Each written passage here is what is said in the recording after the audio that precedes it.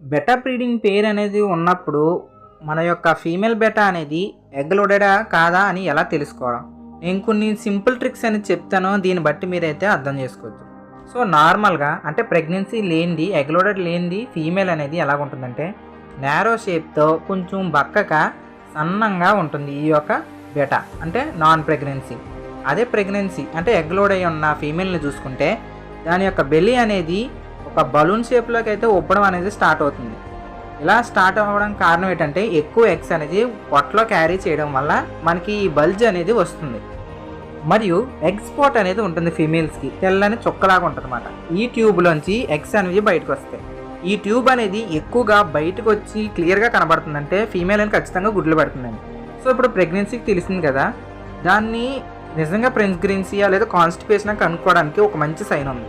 ఏంటంటే ఒక non pregnancy female తీసుకెళ్ళి మేల్ బెటా పక్కన పెట్టామనుకోండి, అది వెంటనే ఒక నిమిషం తర్వాత మేల్ ఫ్లేరింగ్ చేసి చూసి భయపడిపోయి ఒకరి దగ్గరికైనా పారిపోతుంది అన్నమాట.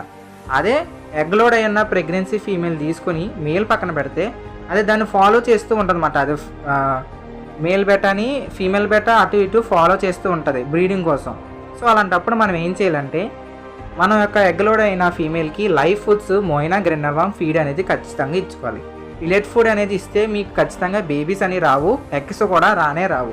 సో మంచి అడల్ట్ సైజ్ ఉన్న ఫీమేల్ తీసుకొని దానికి మంచిగా లైవ్ ఫుడ్స్ అనేవి పెట్టండి. అప్పుడు మీకు బోల్డ్ అని బేబీస్ అనేది వస్తాయి. బోల్డ్ అంటే ఎగ్ లోడ్ అనేది వస్తుంది. సో మరింత ఇన్ఫర్మేటివ్ వీడియోస్ కోసం please like the video. Guys please